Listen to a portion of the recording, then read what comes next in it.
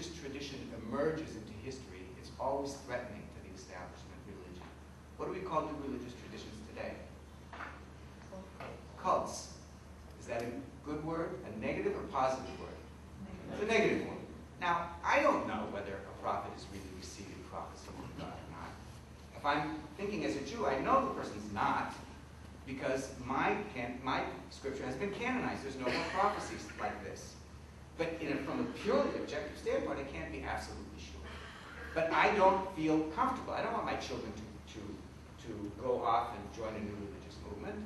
And so it's the standard procedure of establishment religions to try to prevent new religions from succeeding.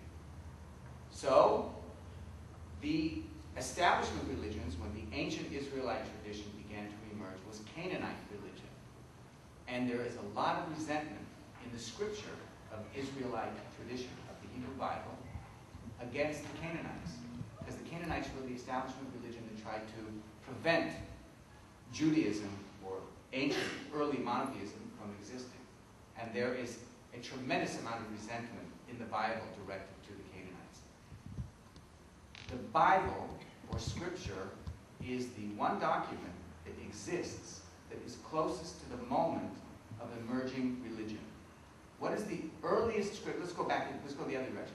What's the earliest evidence we have for Islam in the earliest period? It's the Quran. What's the earliest evidence we have for Christianity in the earliest period? It's the New Testament. And the earliest information we have about emerging monotheism, that we call biblical monotheism or ancient Judaism, is the Bible, the Hebrew Bible. And so that literature captures the emotion, the rage often that's expressed by those monotheists who were being sometimes physically abused and beaten by establishments that were trying to prevent them from being successful. So it wasn't only the early Muslims, for example, who were beaten and who were ridiculed by the establishment in Mecca.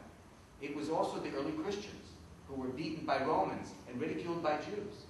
And there were ancient Israelites who were ridiculed and beaten by the Canaanite communities that lived in the ancient world.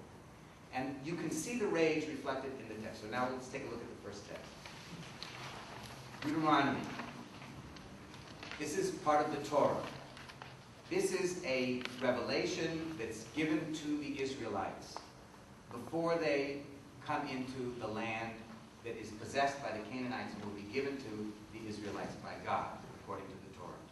When the Lord your God brings you to the land that you are about to enter and possess, and he dislodges many nations before you, the Hittites, the Girgashites, Amorites, all of these nations are probably Canaanite as a reference to these various communities. These are like tribal communities living in this area. 7 nations much larger than you, and the Lord your God delivers them to you, and you defeat them. You must doom them to absolute destruction. Grant them no terms and give them no quarter. This, by the way, the word in Hebrew is acharem tacharim otam. It's the herem, the biblical herem, which means absolute killing of everyone. You shall not intermarry with them. Do not give your daughters to their sons, or take their daughters for your sons, for they will turn your children away from me. This is God speaking. To worship other gods, and the Lord's anger will blaze forth against you, and he will promptly wipe you out. Instead, this is what you shall do to them. You shall tear down their altars, smash their pillars, cut down their sacred posts, and consign their images to the fire, for you are a people consecrated to the Lord your God. Of all the peoples of earth, the Lord your God chose you to be his special people. This isn't a world of polytheisms.